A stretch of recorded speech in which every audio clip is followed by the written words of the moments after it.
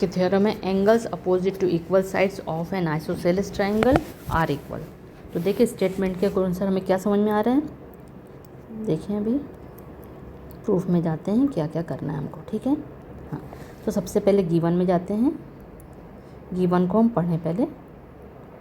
ठीक है, गिवन में क्या लिखा, angles opposite to equal sides of an isosceles triangle are equal.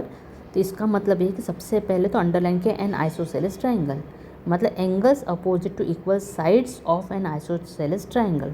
तो ट्राइंगल कैसा लेना चाहिए, आइसोसेलेस ट्राइंगल लेना है। तो हमने यहाँ पे लिया ट्राइंगल ए बी सी, और वो कैसा है, आइसोसेलेस ट्राइंगल है।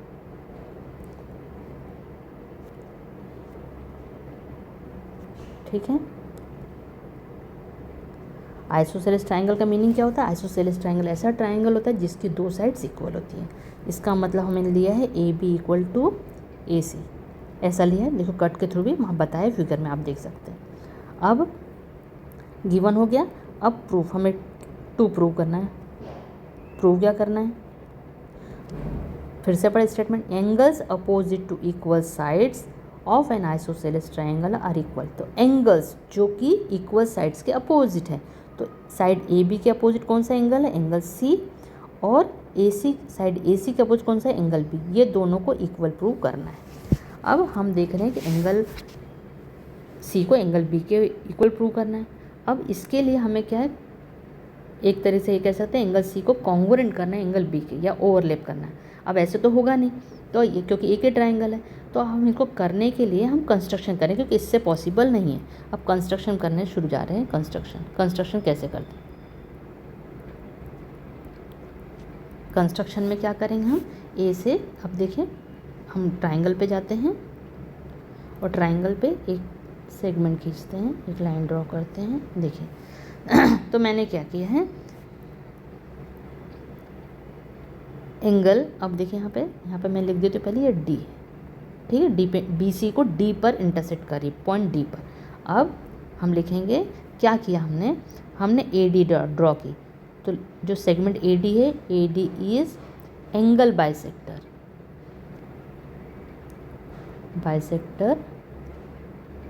Of angle bisector of angle A. तो इसका मीनिंग क्या है, हमने ये क्या कहना चाह रहे हैं, इसमें हम ये बता रहे हैं कि ये वाला एंगल इस वाले एंगल के इक्वल, मतलब ये दोनों एंगल इक्वल, ये कंस्ट्रक्शन के थ्रू। ठीक है, अब हमने ये ले लिया, इसका मीनिंग क्या है, इस ए डी इस एंगल बाइसेक्टर एंगल है। इसका मतलब ये होता है कि दैट मीन्स क्या है, इसका मतलब है angle B A D equal to angle C A D, ये कहने का मतलब है। ठीक है, अब हम आते हैं, अब हमारे पास दो ट्राइंगल बन गए, एक है, अब इसमें दो ट्राइंगल में लिख देती हूँ कौन कौन से ट्राइंगल। अब इसको ऐसा कर देते हैं, आपको समझ में आएगा। तो देखें, देखिए एक रेड कलर से दिख रहा है और एक ग्रीन कलर से दिख रहा है। ठीक है, तो ये रेड कलर वाला जो ट्राइंगल है वो ट्राइंगल है ट्राइंगल बी ए डी। ठीक है, बी ए डी, और दूसरा ट्राइंगल है C A D, triangle C A D. इन दोनों को हमें कॉन्ग्रुएंट प्रूव करना है।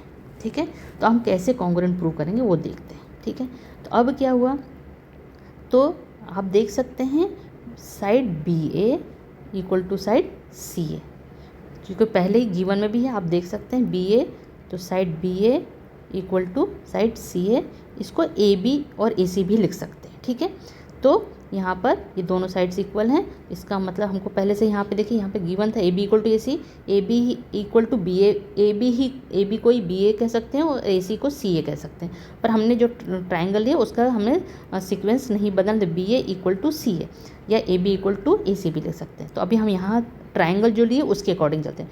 तो बी ए इक्वल टू सी ए, ये हमें गिवन है, तो हमने लिख दिया ये गिवन है। ठीक है,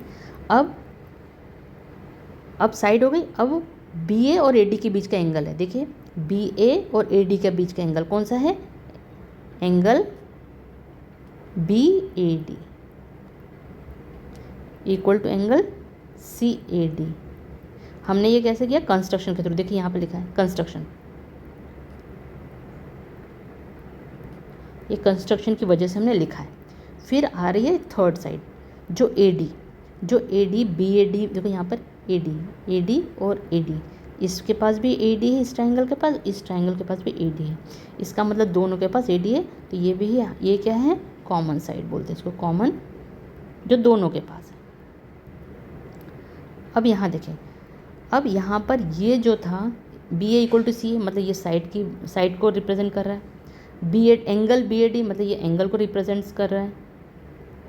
और ये थर्ड AD = ये भी, ये साइड को रिप्रेजेंट कर रहा है। इसका मतलब साइड, एंगल और साइड, SAS थ्योरम के थ्रू। तो SAS थ्योरम थ्रू या बाय कर सकते हैं, बाय SAS थ्योरम। ट्रायंगल जो ये दिए थे, ट्रायंगल, ये वाला ट्रायंगल और ये वाला ट्रायंगल कॉन्ग्रुएंट प्रूव हो रहे हैं। तो ट्रायंगल BAD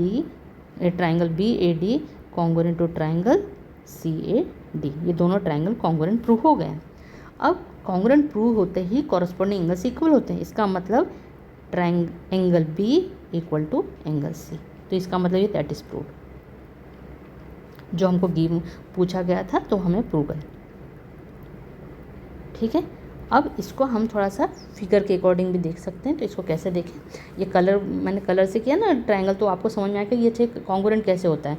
तो मैंने इस ट्रायंगल पूरा एक ब्लू कलर से जो ट्रायंगल बनाया था उसको 2 पार्ट्स में डिवाइड, 2 ट्रायंगल में पार्ट में डिवाइड किया, जो कि एक रेड कलर का है और एक ग्रीन कलर का। तो अब मैं इसको करके बताती हूँ आपको कि कैसे B = C है, C = B है। तो देखिए हम जाते हैं, देखिए ठीक है इस पर। तो अब यहाँ पे जा रहे हैं, अब इसको मैं, देखिए हो गया। अब इसको मैं लेके जा रही हूँ यहाँ पर, देखिए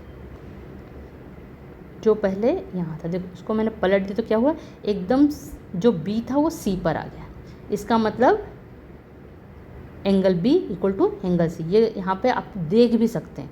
वैसे हमने लिखा ही है, जो स्टेटमेंट के अकॉर्डिंग सब कुछ स्टेटमेंट देते हुए लिखा है, लेकिन विजुअलाइज करना कि कैसे, पलट के देखो तो आपको पता चलेगा एंगल B ही एंगल C पे चला गया, तो ओवरलैप कर रहा है या कॉन्ग्रुएंट है, एंगल B एंगल C के कॉन्ग्रुएंट है। इस तरह से ये हो रहा है कि वो जो कॉरस्पॉन्डिंग एंगल्स हैं वो इक्वल हो गए।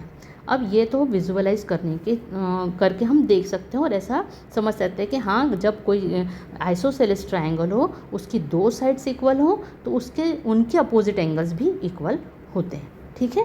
Thank you.